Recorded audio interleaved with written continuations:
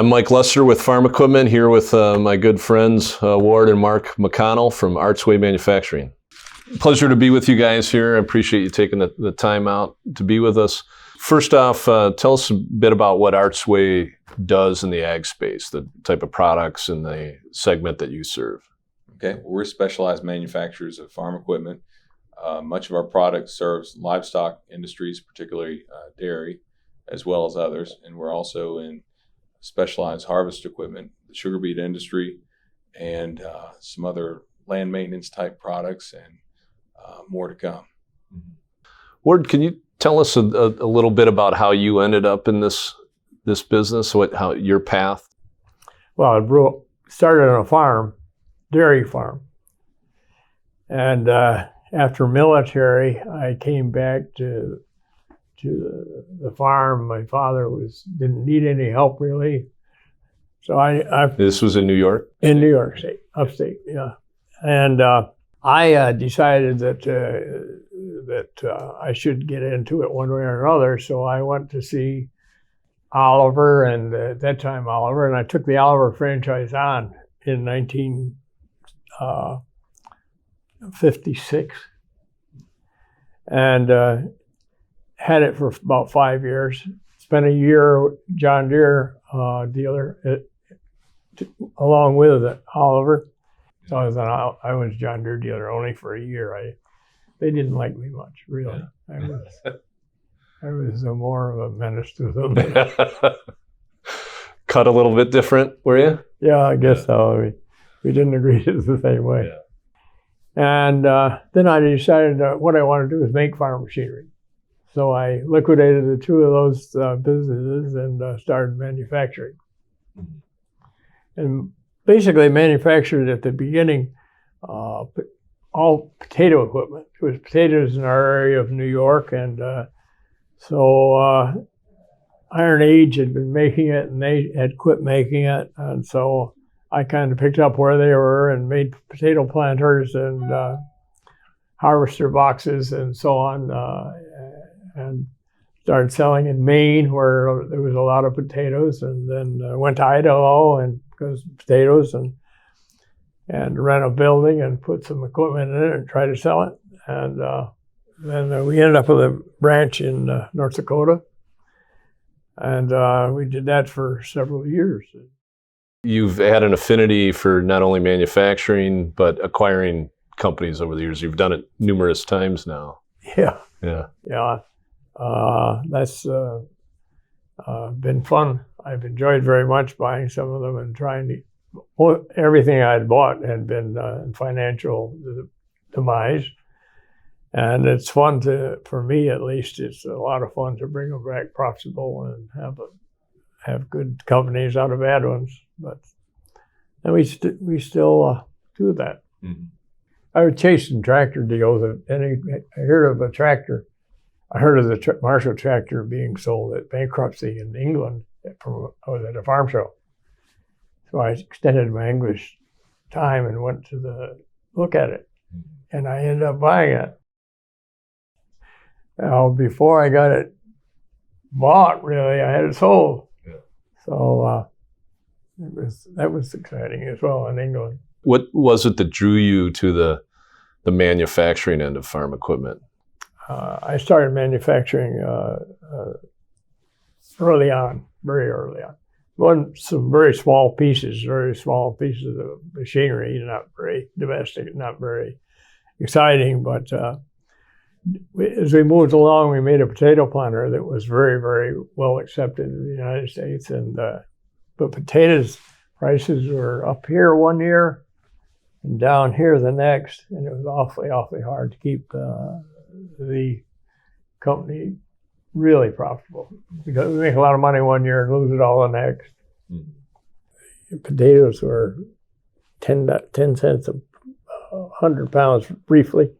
They were awfully, awfully cheap. And so the farmers weren't making any money, and the dealers weren't either.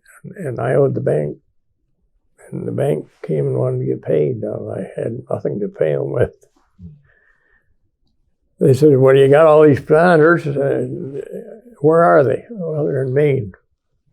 Oh, well, you get your ass to Maine and sell them. We want to get paid. I said, I can't sell them. There's no money up there. They said, get your ass to Maine and sell them. Bank. You act like that now? I don't know. Anyway, they were rough, and I finally had to give in. I went to Maine, and I'll never forget walking into the store dealership. Said, I got to sell you some planters. He said, we don't want any planters. We couldn't sell them if we had them. So I had to go home with no planters sold. And the bank really, God, they got rough. They were mean and ugly every way they could be. And that was real early on. It was maybe 3 or 4 years maybe. Well, eventually we ran into almost the same thing with tractors. Almost. We had a lot more moxie then and knew how to work our way out, but and we did work our way out. But those are the 2 most difficult times of my life, really, when the bank gets on your back and rides and has no sense, and what they force you to do doesn't make any sense, and so on. And How did you get through it? I fought and fought, and both cases the following year the stuff sold off. Had to get to the following year though. Yeah. Send everybody home. No, it's tough. There's some sleepless nights for people wondering how they're going to deal with it. It's a very difficult time. And moving along, we eventually got in tractor business, manufacturing business. That was many years later, and that was a very, very, very, very good decision. And we made tractors and shipped them all over North America. And we had a tractor which we got very lucky with this. Roger Penske kind of helped us get started. Cummins had made the tractor engines for the prior tractors that we made. And Cummins wouldn't sell us because we were too small under their radar.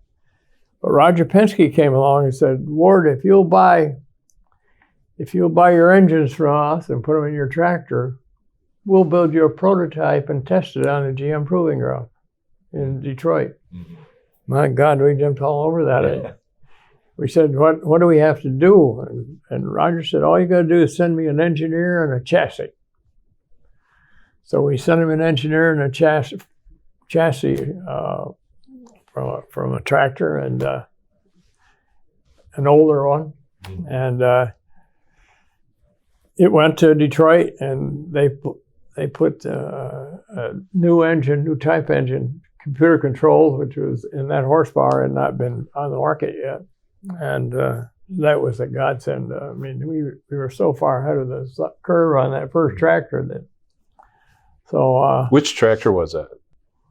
With a 425 horsepower.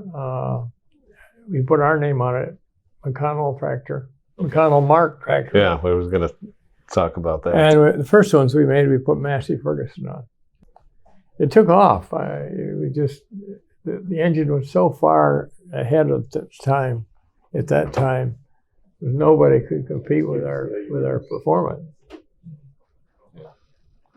But that went along, and it grew like crazy, and it grew faster than our money grew. And very profitable. I mean, we just ballooned. And so AGCO came along and wanted to buy it, and we made a deal and sold it to them.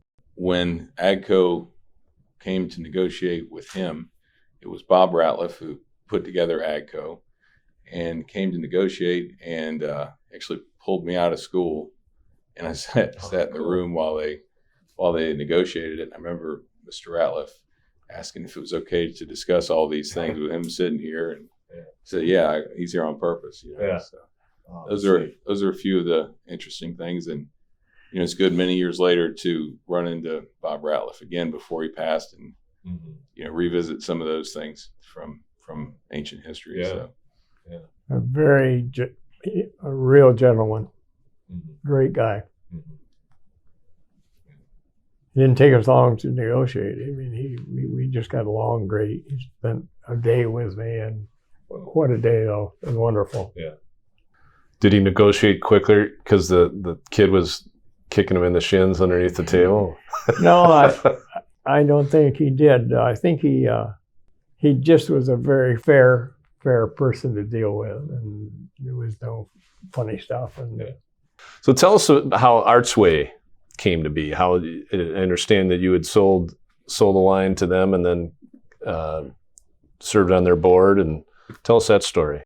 Well, it's kind of easy to get into Artsway because it was public, and they were in financial trouble, and they needed cash, and I had a little cash, and so I bought some stock on the premise that I become chairman, and they agreed to that. And I've been on the board or chairman since. He's currently chairman, and I was chairman for 13 years. And I serve on his board now. Been a very tough year this year, however, for Artsway. But changing. It's changing, fortunately. It's really jumped up in the past month. We're bigger and better. We're not much bigger, but we will be. We got more products, and we got different products that were brought in during this downturn. That we weren't doing very well. We were doing a lot of planning. Mark did a good job. Well, I want to say something. I really enjoyed your and my relationship and our walks and so on. It's been a wonderful, wonderful friendship. Absolutely. And not premised on money, just friendship. So that's been wonderful. You've passed a lot of stuff on to me that got me thinking, and I brought some stuff back to our management team through those conversations. So I was listening. I didn't listen 100% of the time when I should have, but I was listening. Well, we bullshit pretty good. Yeah, I've enjoyed that much.